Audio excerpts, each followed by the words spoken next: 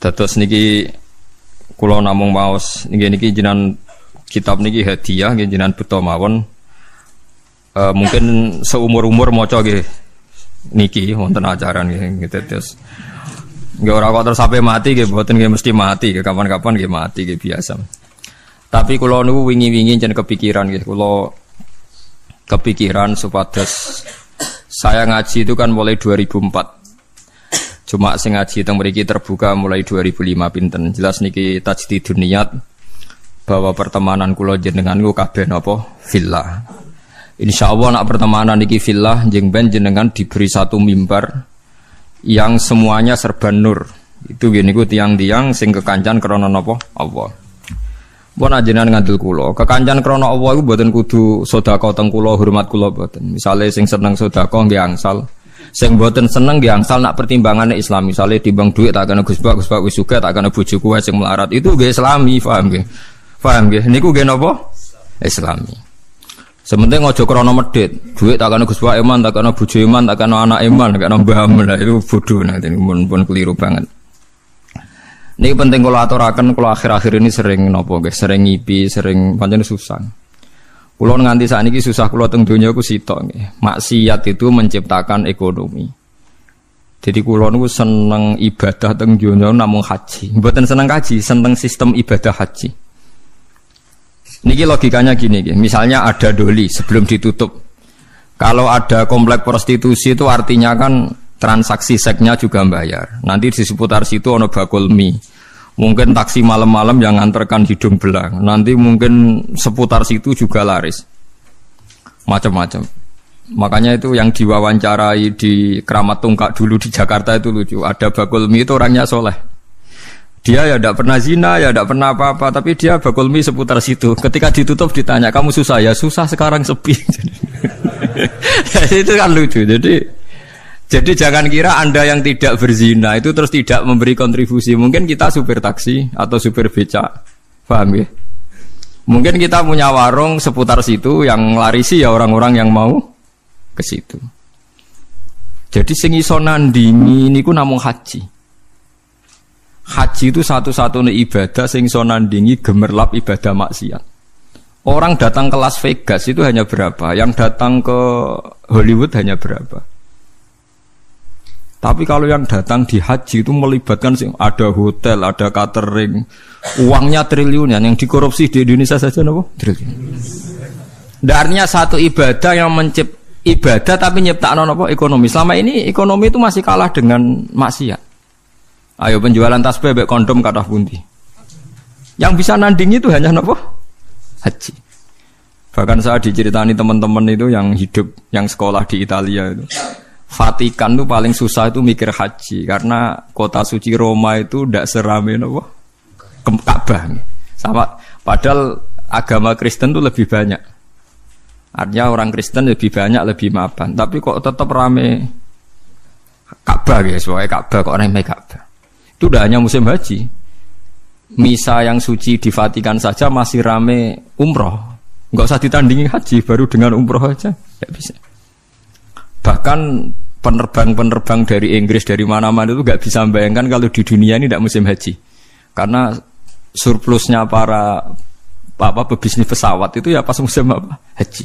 Itu kan banyak tuh yang pesawat dari Perancis, Inggris terus dilapi Garuda, dipiloti Perancis berangkat, tapi tetap supirnya saking budi Perancis. Lalu sadaqallahul azim ketika Allah dawuh ja'alallahul ka'batal Baitul Haram qiyamal linnas. Allah mboten dawuh qiyaman lil mukminin tapi qiyamal linnas. Jadi Ka'bah itu akan diciptakan Allah sebagai qiyaman linnas, saka gurune manusa. Karena sekarang sistem perdagangan di dunia itu termasuk faktori hidup itu karena musim haji dan apa? Umrah. Itu kita harus syukur. Ada ibadah sing ngasilno apa?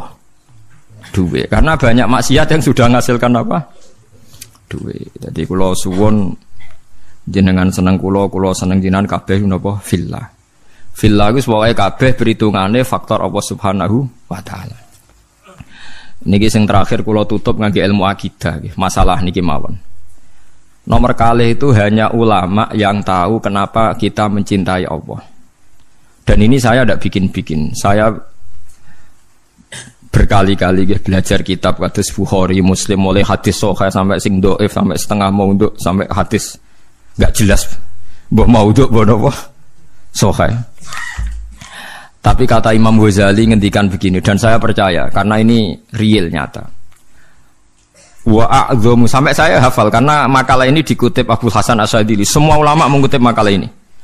Wa a'dhamu ulumil Qur'an fi asma'ihi ta'ala. Jadi soko guru ilmune Quran namung setunggal ketika mensifati Allah saja, ada katanya saja. Lainnya itu karena menjelaskan manusia. Misalnya begini, ini contoh gitu, terutama konco-konco sing hafal Quran. Misalnya Allah hanya dawuh datar gitu. Wa huwal ladzi yuhyi wa yumit. Wa huwa ta Allah wa alladzi dzat yuhyi kang maringi urip sapa Allah, wa yumitu lan maringi mati sapa Allah. Wa huwal ladzi yuhyi wa yumit. Itu kalau orang-orang alim yang baca itu nangis. Nangisnya begini. Ketika sudah ada manusia begini, ada Mustafa, ono Ruhin, ono manusia-manusia ngeten. Terus kita akan bilang, manusia itu iso urip nak nganggo jantung, nganggo paru-paru. Manusia itu iso urip nak uteke gak remek, gak digelindes truk. Nak jantungnya oke, itu benar. Karena sudah kadung jadi begini. Tapi ini ilmu yang ditopang adat. Karena manusia ya sudah begini, maka hidupnya butuh jantung, butuh paru-paru. Tapi itu ilmu kesekian.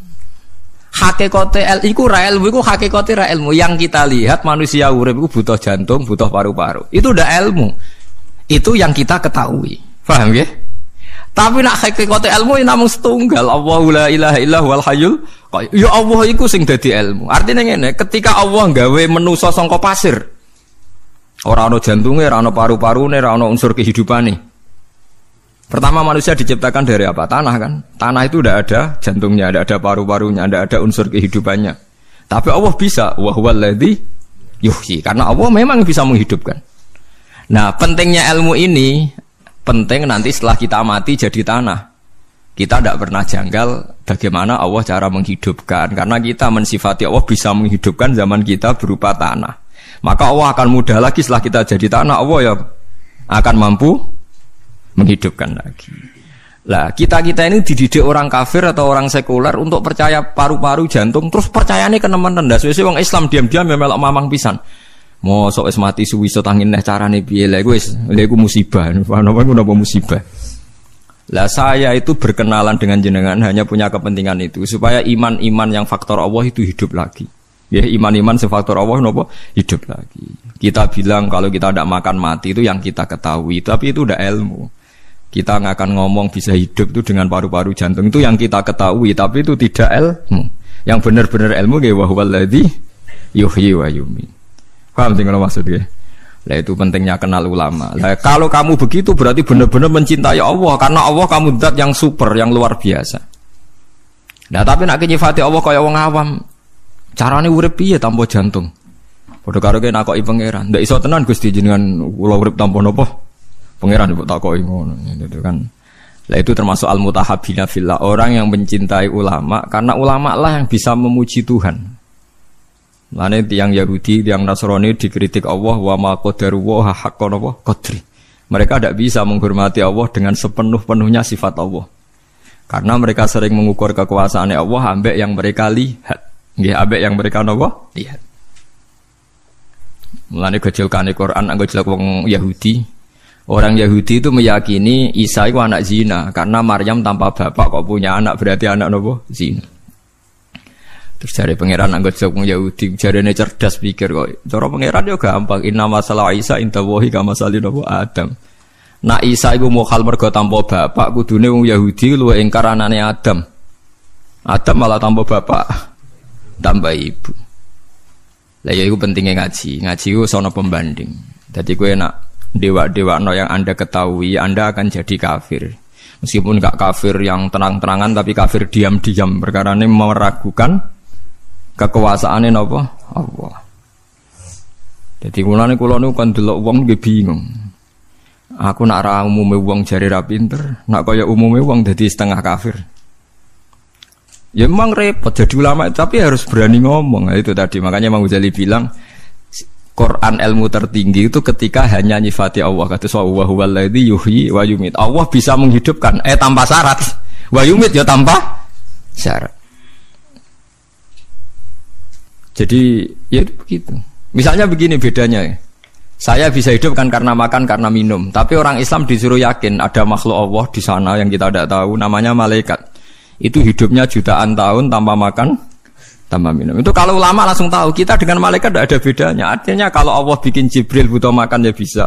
Kita dijadikan kayak malaikat tanpa makan, ya bisa. Karena ujung-ujungnya keputusan tertinggi, malaikat rah butuh mangan, ngono iku ya ora krana saktine malaikat, tapi krana kersane Allah. Kita digawe lemah ngene iki ya ora krana kita lemah, ya mergo kersane Allah. Itu disebut napa wa huwallazi yuhyi wa yumiit.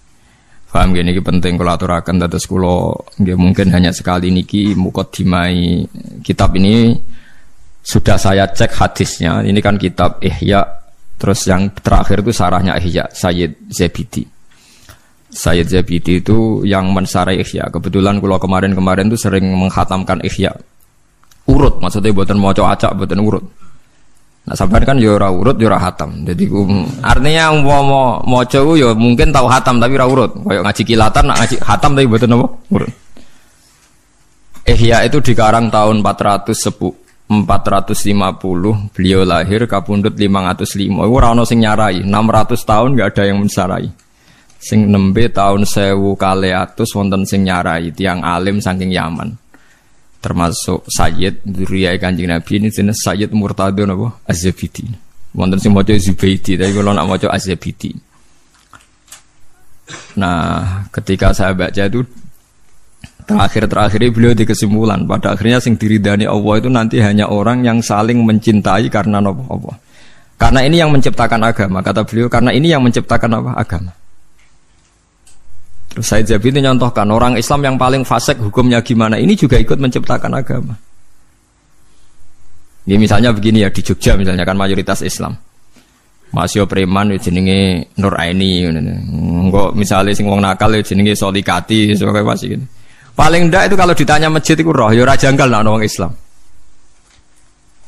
Ya kita menjadi mayoritas di Jumatan raisin, sampai sholat raisin, mergo mayoritas Islam. Meskipun ketemu orang-orang yang tidak nopo sholat. Tapi kalau ada misalnya hidup di Australia atau hidup di Ambon, namanya siapa Martinus, sopo jeneng Kristen, terus kita takok apa sholat, kita takok masjidnya rawani, wes meragukan orang ra jelas, sing ditakoki tidak nopo Islam. Tapi wong fasik sing ra sholat lah asal Islam, kita takok masjid itu rasungkan wong dekne Islam. Itu zaman Sidina Umar ngendikan, apa orang fasik Islam dapat saham ghanimah? Jawab Umar dapat, karena memperbanyak kuantitas. Lah iku ya al-mutahabbina napa? Fillah. Kula niku nate diceritani kanca-kanca tangga kula sing kerja teng Malaysia, TKI teng Malaysia. Itu pernah satu kapal tuh saking banyaknya penumpang itu ada Jumatan karena pas dina Jumat. Walhasil penumpang sebagian sing non muslim gak seneng. Karena dak bawah itu dipakai Jumatan, yang tempat publik itu dipakai Jumatan. Wong Islam senengane ganggu wong ae, wong kapal wek wong akeh dienggo Jumatan. Itu sing ngomong ngono dijotosi. Sing jotosi sing ra Jumatan. Dadi yo dene ra Jumatan jagongan mbek Cina. Ngono niku tangga kula. Aku ra trimo Gus tak jotos. Lah kowe Jumatan nggih mboten. Jadi jangan kira orang Islam yang tidak Jumatan itu tidak bela yang apa? Jumatan. Kok dua iman, dua apa? Dua iman. Ya masalah Islam sing kereng-kereng ngoten niku terus saleh kok sampean nggih mboten. Nggih seru-serunan ngoten mawon, tapi nggih penting. Lane ngendikane sing aran hikam, umpama nure wong mukmin sing maksiat itu dipadangno iku tembus langit sampai akhir bumi. Iku mukmin sing napa? Maksiat. Mergo ana nure iman, nggih ana nure iman. Lah nure iman ngopo? Ndekne nyebut Allah. Coba yang mentabukan Tuhan Yesus itu siapa? Wong Islam sak donya mergo darani pangeran namung Allah Subhanahu wa taala. Artinya ndekne duwe ketakwaan yiku nyingkir liyane Allah kemungkinan menjadi Tuhan. Dia tetap ikut sebagai duta kita menafikan selain Allah kemungkinan jadi Tuhan. Soal dekne zina, maksiat, maling, ya iku maksiat ngono wae, tapi tetep dekne membunuh orang mlakune teori non napa Islam. Lagi sampeyan saiki hitung secara ekonomi, muga kowe dadi pangeran. Kowe mari ora roh nek Allah ngitung per miskolan apa? Cara saiki hitung cara model dagang. sak Bantul lah misalnya contoh sak Bantul iku Islam kabeh, gak salat kabeh. Sing salat iku mau 10%, berarti butuh masjid misalnya 100. Tapi berhubung Islam kabeh gak butuh gereja blas. Berarti kan gak ada sistem bisnis yang karena faktor nopo gereja. Satu, patung Yesus ora payu, gereja ora payu, mergo Islam kabeh.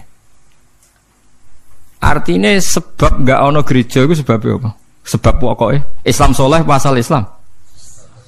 Lho boten tak bedheki. Sebabnya ora ono gereja itu asal Islam apa kudu Islam soleh? Asal Islam. Berarti asal Islam itu wis iso gusur kemungkinan ono tempat kemusyrikan. Mbok sekali-kali ngregani wong sing ra saleh kancamu ya kowe dhewe udah sawangane ora siap aku ngelem ra saleh. Olehmu sombong lho, padha ra saleh kok ono ngelem ra saleh. Artinya memberi kontribusi kan tetap. Memberi kontribusi keantian kepada kemusyrikan. Paham ya maksudnya? Dan berjumlah itu berlipat-lipat tiap ono wong Islam berarti ngurangi populasi napa kemusyrikan. Bariku kowe dhe anak, senajan ora salat. Pokoke pangeran Allah, pangeran liyane Allah gak masuk akal. Akhire anak yo muni Allah ya ora paham. Pokoke pangerane Allah. Wah kata, mulane sing diarani iman kuwi yo mok syahadatu alla ilaha illallah wa anna muhammadar rasulullah. Sing diarani. Lah, sing diarani Islam lah iku ana butuh salat barang. Lah saiki wong ku bodho masal. Mangsane iman mbek Islam ku dadi sita. Padahal sing diarani ya iman wis pokoke nyekyakini nek ana Allah. Lah sing diarani Islam. Lho salat rukun Islam ta rukun iman?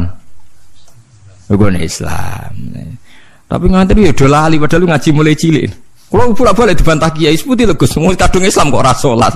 Iman niku rukun iman, nak salat iku rukun. Cek angel nerangno kowe.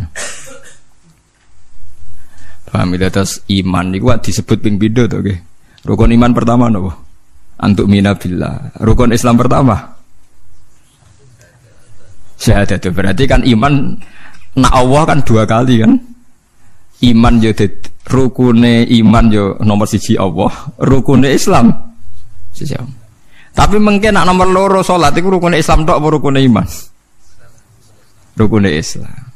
Nak rukune iman ana salat ora? Mboten. Berarti wong ora salat iku ijek iman ta wis ora iman? Ijek iman. Ndak sing aran hikam kuwatire. Kalau Anda benci sama orang-orang Islam sing nakal, orang Islam yang nakal ini punya kontribusi mentabukan kemusyrikan. Lho nggih, misalnya dulu kasus di Iran, dulu orang itu nyembah api, Wasani itu nyembah api. Gara-gara mereka dua iman itu udah mencoba mateni api. Ya orang pati sholat tapi wis iman. Api kok pangeran dipateni ya kena. Sesuai sak Iran itu Islam kabeh, iman kabeh. Di Irak juga gitu, dulu percaya Harut Marut. Babylon kota tenung. Gara-gara wong do iman ilang kabeh. Begitu juga teng Jawa, baru kaya rata-rata wong Islam senajan ora salat, iman senajan ora salat, ya tetep ibadah-ibadah non muslim kan sithik kan. Iku baru kaya wong saleh apa baru kaya asal Islam? Baru kaya asal Islam. Soal mereka ndak salat, soal mereka ndak bener ya kita bina, tapi aja mbok anggap terus mereka kafir. Piye wae mereka itu menyumbang penghapusan simbol-simbol kekafiran. Mulane ge dadi aliran-aliran sing gampang ngafirno wong. Mereka ku anti liyane Allah kok mbok napa? Mbok kafirno.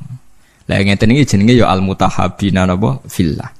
Jadi sadar kontribusine tiyang Islam fasik tenggene jumlah kuantitas tiyang napa? Tiyang napa? Islam. Paham gitu? Terus Allah niku ngitung nu per miskola napa? Dzarrah nggih, per napa miskola napa? Dzarrah. Lagi kuatir kula ngoten niku nggih. Bisnis prostitusi ngelahirno bisnis. Bisnis tinju kados teng Hollywood, teng Las Vegas itu ngasilno bisnis. Bisnis penjualan CD porno yang ngasilno bisnis. Ini kalau bisnis ini terlalu kuat, lama-lama dunia ini bergantung sistem maksiat. Nak sistem maksiatnya tutup, bisnisnya tutup. Seperti tempat-tempat maksiat dulu di Doli, di Keramat Tunggak ditutup. Yang protes tidak hanya lonte-lontenya, tapi pedagang mie protes, taksi seputar juga protes, tukang ojek protes. Padahal mereka orang-orang soleh. Artinya tidak terlibat begitu. Tapi sudah menjadi sistem apa? Bisnis, sistem ekonomi.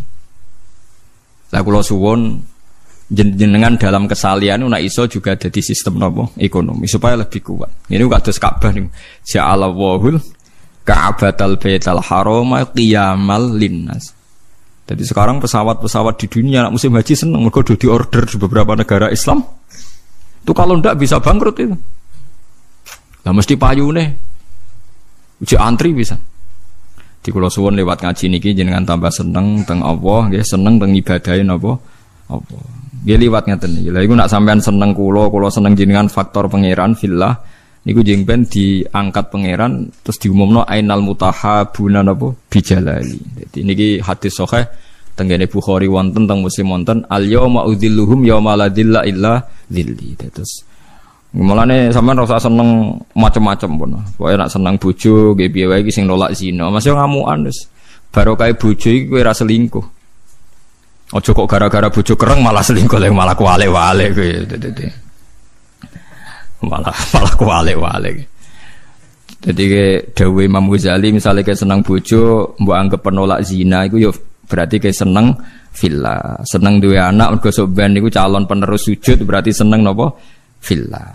Terus seneng wong Islam sing ora tau salat, ora tau zakat, mergo piye wae anti kemusyrikan, anti nyembah liyane Allah, iku ya seneng fillah. Ya semuanya ya ada kadarnya, tapi piye wae asal mukmin berarti dekne anti Tuhan selain Allah. Pun kita terus niki kitab jenengan simpen pokoke bahwa niki napa memperbarui ukhuwah nggih, memperbarui ukhuwah bahwa hubungan kula jenengan niku fillah. Mulane kula mboten nate kecewa mbek jenengan, mbok kurang sopan, mbok kurang apa mboten roh. Mboten roh. Ora sopanem piye ora roh. Sopanem piye mboten roh. Iki kula niati kula ngaji teng mriki seneng napa fillah. Lah kangge kanca-kanca sing hafal Quran sing saged ngaji kula suwun nak maca Quran terutama ning sifate Allah niku sing sifat hakiki. Liyane niku disebut Quran karena menjadi hukum publik. Ya kados tadi misalnya sampean jagoan mbek tiyang ditakoki. Misale Ruhin jantungnya dicoplok urip ta ora? Nggih sampean jawab ya Ruhin nek jantungnya dicoplok ya mati. Nek disembelih ndase prudul mati ta ora? Ya mati. Tapi kowe ra iso nyifati Allah. Allah iso gak gawe Ruhin ndas tok urip. Tetap kita sifati saged. Nggih, tetap kita sifati saged. Lah misale kowe memaksakan terus bayangnone piye ya ndas tok urip. Ya kowe saiki bayangno zaman pasir dadi Nabi Adam piye? Lah iku melane kadang Allah iku ora nyebut objek tapi mau nyebut wa huwallazi yuhyi wa yumit. Allah sing nguripno lan sing matekno gak nyebut objek. Mergo nek nyebut objek, wong ra iso bayangno ndas keputul urip, wong tanpa jantung urip. Mergo kesuwen oleh delok wong urip ku syaraté nganggo sirah. Paham ya? Tapi misale kowe dadi Nabi Adam. Misale kowe bayangno dadi Nabi Adam barang rapopo kowe bayangno dadi Nabi Adam. Tuwangi ning donya dhewean. Gusti kula king pundi? Niku lho kok pasir. Menawa Nabi Adam malah janggal. Ana wong kok ora percaya. Menawa nak ketemu pasir kok ora dadi aku ya. Mergo dekne ngerti iku jenise, napa? Mergo ngerti iku apa? Cara kowe dadi Nabi Adam dhewean. Angger dikandani pangeran niku kula urip king pundi Gusti? Iku lho kok pasir. Menawa tiap roh pasir kok gak dadi aku, malah dinteni dadine kan? Karena dia pengetahuannya tunggal, materinya kok apa? Materinya kok apa? Pasir. Nah, makanya ilmu yang kita ketahui sekarang itu jangan menipu. Mulane kula nu sering debat mbek kiai ditangeli ngeten. Gus, mosok wong ning panase neraka jek iso urip. Lah piye napa nek neraka urip ra iso? Ketoke kok angel, Gus. Lah gak ada nyoal neraka kok koyo PKI ya. Maksudnya kita alal-alal banyu ayo ora iso urip. Ada sing soal neraka mesti kita campur PKI. Kita ini kan menjadi aneh, seakan-akan menggugat mosok ning neraka panas ngono wong iso urip. Kenapa objeknya neraka ora ngenyek Islam, ngenyek agama? Padahal kita juga gak bisa membayangkan urip dicelupno banyu, dilelep-lelepno, kowe iso urip ta? Ndak bisa kan? Lha ya rak padha-padha ra iso iku kudune contone aja neraka, iku contoh agama, contone banyu ditimbun ning tanah. Kalau nuruti ilmu manusia tidak bisa bayangkan hidup kan tidak hanya di neraka kan, ditimbun tanah ya tidak bisa hidup, ditakok jero banyu tidak bisa hidup. Lah podo Kita sendiri aku dhewe bayangno ning donya iso urip ku ya aneh. Wong ora ora sebabe urip kok iso urip. Ana kula nate ketemu tiyang radi PKI niku tobat gara-gara ngaji kula, tak takoki ngoten. Lah kowe kok iso urip sebabe apa? Ya ndak tahu pokoknya hidup. Nang kowe dhewe urip ora ora sebabe kok saiki bareng urip tak kok apa? Iki kula suwun nggih dados sifate Allah sing paling dhuwur teng Quran niku napa? Ketika Allah nyebut sifate piyambak tanpa objek nggih, tanpa napa? Objek. Mulane ngendikane Kanjeng Nabi a'dzamu ayatin fil Quran napa ayatul kursi. Mergo mboten nyebut napa objek, namung Allahu la ilaha illa huwal hayyul qayyum. Allah ndat sing berdiri sendiri.